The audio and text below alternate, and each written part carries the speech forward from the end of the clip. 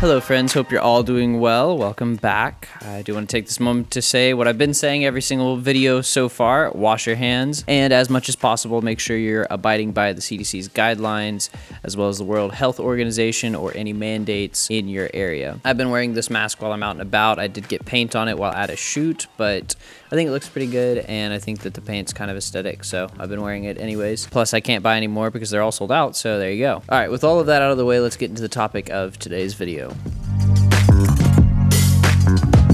So there was this article put out by this channel called Some More News, and basically they offer a satirical look at regular news channels. But what's interesting about what they do is they actually put a lot of effort into researching their topics and making sure they have all of the correct sources and all of the correct citations for what they provide in their channel. So it's something that, you know, you can watch and enjoy as comedy, but also something that you can actually get factual, supported information from. And what they were talking about in this video is how local news stations used to be able to keep factories and companies in the area accountable for the actions that they were, taking. So if a factory was built in the area, a local news station would be able to do a documentary on it, and it would make a massive difference in public opinion and perspective on that business. Since the beginning of these local news stations, a lot of these documentaries have, changed the way the companies have to operate and made them, abide more by public standards because of the flack brought their way and because of the publicity of what they were doing. But what this article was talking about, done by Some More News, is that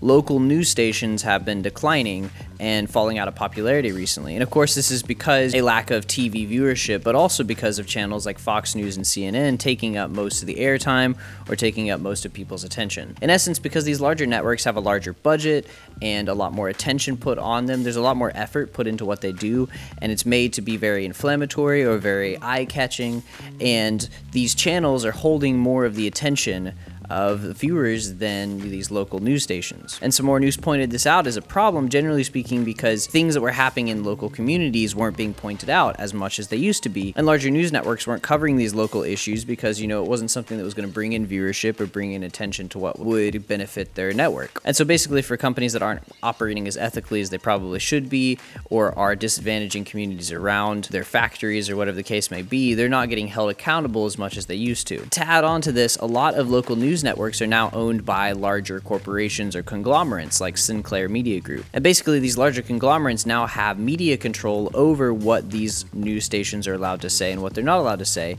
and sometimes send them scripts to read off on their network. A pretty terrifying example of this is shown by this YouTuber called Andrew K. He posted some really strange content, but one of the videos that he posted was a compilation of all of these different networks reading off the exact same script. And these people were supposed to be local channels. They're supposed to be, unbiased, minded towards the communities that they were a part of, but instead they were just kind of almost reading off propaganda for this larger media group. The sharing of biased and false news has become all too common on social media. More alarming, some media outlets publish these same fake stories without checking facts first. The sharing of biased and false news has become all too common on social media. More alarming, some media outlets publish these stories without checking facts first. So this is obviously a problem because even if a person is interested in helping out their community and being locally minded, the channels that are supposed to be bringing up local issues and,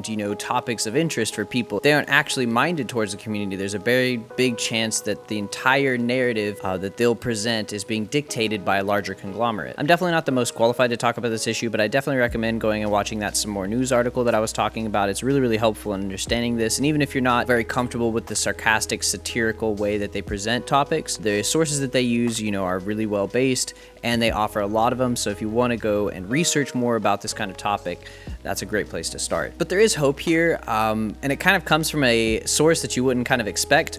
With the recent popularity of, online media and YouTube in general, I would say there's this new wave of news channels that are out there that are actually holding people accountable, just like local news networks used to. And so I kind of want to walk through that and show what I'm talking about here.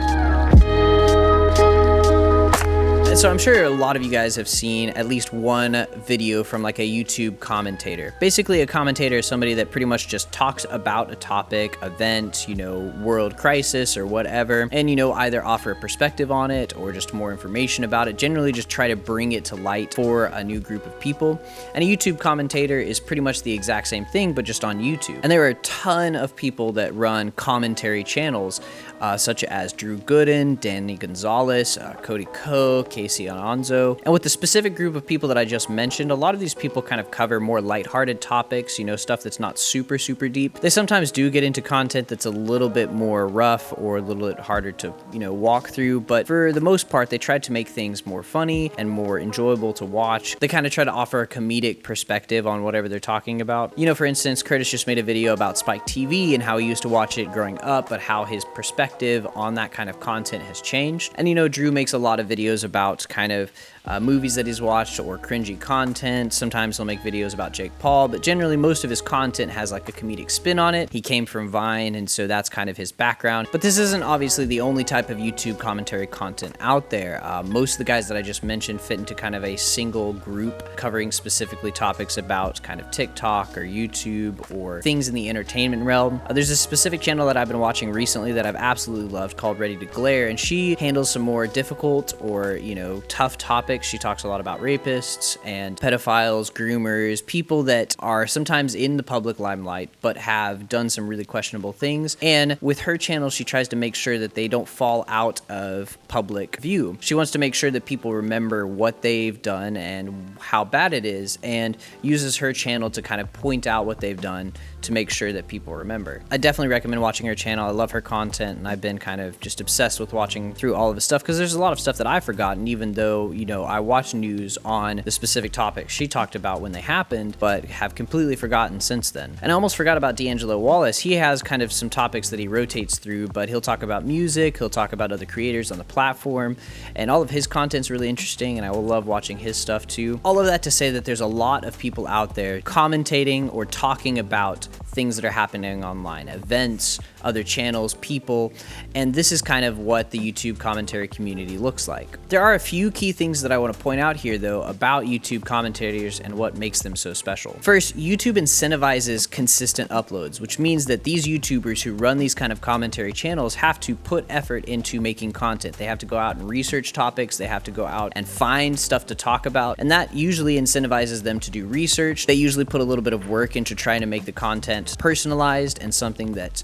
people enjoy watching. So there's a lot of background work that they put into their videos, which is almost very similar to what local news channels used to do 50 years ago when preparing documentaries or deep dives on specific topics. The internet's kind of our neighborhood nowadays. We're all connected through Twitter and social media and Instagram. We all use these platforms, but because there's so much content that's put out on a daily basis, there's a chance that we've gotten kind of stuck into a corner of the internet in the sense that there's a specific part of it that we see on a daily basis, but we don't really see what else is going on out there. And what YouTube commentary channels help do is kind of point those things out to us. This is exactly what local news channels used to do, by creating documentaries or deep dives on what was going on, showing local communities what was happening right next door to them that they might not have ever been aware of. Secondly, what I find really interesting about YouTube commentators is that they usually call out people from their own backgrounds, in a sense that, like Gooden and Gonzales, Cody, they all have been on YouTube, and a lot of times they're talking about YouTubers or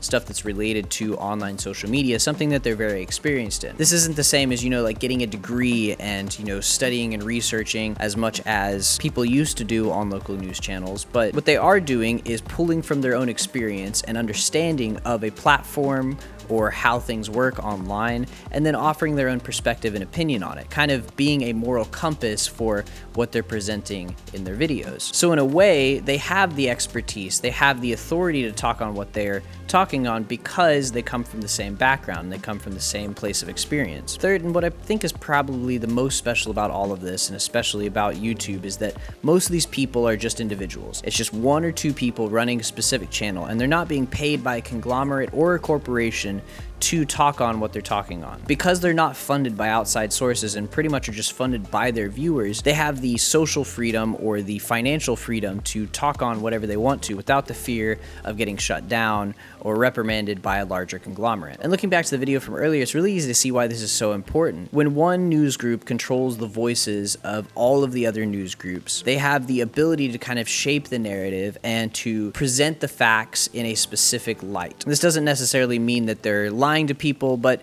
it is in some way some form of manipulation. It doesn't necessarily matter even if the message is good or if it's right, because at the end of the day, there's one person or one group controlling everything about public opinion on that specific topic, and that can be something that's pretty scary. But when it comes to YouTubers, because they're separate and because they're different entities, they can talk on whatever they want to talk on. And by, going out there and searching throughout YouTube, you can usually find people with different opinions presenting the same facts in a different light, which allows us as viewers to be able to be a little bit more balanced in our understanding of specific topics.